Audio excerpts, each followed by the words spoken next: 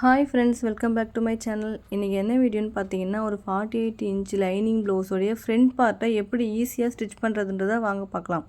First main cloth கூட lining கிளாத்தை போட்டுக்கோங்க. அளவு ப்ளவுஸை வச்சு எப்படி மார்க் பண்ணுறதுன்ற வீடியோ நான் போட்டிருக்கேன், வேணால் செக் பண்ணி பாருங்கள். இப்போ அதுக்கு மேலேயே வச்சு நம்ம ஒரு படிமான தையல் போட்டுக்கலாம். அளவு மாறாமல் லைனிங் கிளாத்தை மெயின் கிளாத் மேலே வச்சு அளவு மாறாமல் நீங்கள் ஒரு படிமான தையல் போட்டுக்கோங்க. தையல் போட்டுட்டு எக்ஸ்ட்ரா கிளாத்தை நம்ம கட் பண்ணிடலாம். எக்ஸ்ட்ரா கிளாத்தை கட் பண்ணிவிட்டு அங்கங்கே நம்ம அர்க்காத் பண்ணலாம். ஏன் நம்ம அந்த மாதிரி பண்ணுறோன்னா, நம்ம கிளாத்தை திருப்ப சொல்ல அந்த வளைவுலலாம் நம்மளுக்கு கரெக்டாக நீட் ஃபினிஷிங் வரும். அதனால் நம்ம அந்த அர்க்காத் பண்ணுறோம். இந்தமாரி சின்ன சின்னதாக நீங்கள் கட் பண்ணிக்கோங்க. 30+, 40+ லைனிங் ப்ளவுஸ் எப்படி ஸ்டிச் பண்ணுறது, நார்மல் ப்ளவுஸ் எப்படி ஸ்டிச் பண்ணுறதுன்ற வீடியோனா இருக்குது, வேணால் நீங்கள் செக் பண்ணி பாருங்கள். இப்போது லைனிங் கிளாத்து மேலே மெயின் கிளாத்தில் படாமல் ஒரு படிமான தையல் போட்டுக்கோங்க. லைனிங் கிளாத் மேலே மட்டும்தான் இருக்கணும், மெயின் கிளாத்தில் படக்கூடாது. இது திருப்புறதுக்கு ஈஸியாக இருக்கும். அதனால் நம்ம இந்த படிமான தையல் நம்ம போடுறோம்.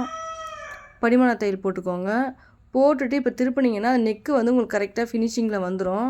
இப்போ இதுக்கப்புறம் ஒரு எஜ்ஜி தையல் மட்டும் போட்டுட்டிங்கன்னா நெக் ஃபினிஷிங் ஆகிடும். இந்த மாதிரி நீங்கள் டாப் ஸ்டிச்சு போட்டுட்டு நீங்கள் திருப்பி அதுக்கப்புறம் நீங்கள் நெக் ஃபினிஷிங் பண்ண சொல்ல உங்களுக்கு நெக்கு கரெக்டாக வரும். அதனால் நம்ம லைனிங் கிளாத்தில் ஒரு தையல் போட்டுட்டு நம்ம நெக் ஃபினிஷிங் பண்ணுறோம். இப்போ பார்த்திங்கன்னா நெக் ஃபினிஷிங் ஆகிடுச்சு. ஃப்ரண்ட் நெக் பார்த்திங்கன்னா கரெக்டாக ரவுண்டு ஷேப் கரெக்டாக வந்திருக்கும். இப்போ நம்ம லைனிங் கிளாத் மேலே இந்த மாதிரி டாப் ஸ்டிச் போட்டுக்கலாம். லைனிங் கிளாத் மேலே நம்ம ஒரு படிமான தையல் போட்டுக்கலாம். கரெக்டாக நீங்கள் லைனிங் கிளாத்தை மெயின் கிளாத்தில் வச்சு ஹாம்கோல் சைடு எல்லாத்துலேயுமே நீங்கள் அந்தமாதிரி தையல் போட்டுக்கோங்க.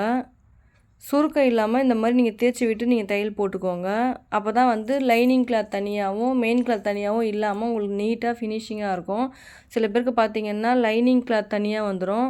அப்படி மிஸ்டேக் வரவங்க நீங்கள் என்ன பண்ணுங்கள், ஃபஸ்ட்டு லைனிங் கிளாத்தை அலசி காய வச்சுட்டு அயர்ன் பண்ணி அந்த கிளாத்தில் நீங்கள் மார்க் பண்ணி ஸ்டிச் பண்ண சொல்ல லைனிங் ஃபேப்ரிக்கும் மெயின் ஃபேப்ரிக்கும் தனித்தனியாக வராது. இந்த டிப்ஸை நீங்கள் ஃபாலோ பண்ணி பாருங்கள்.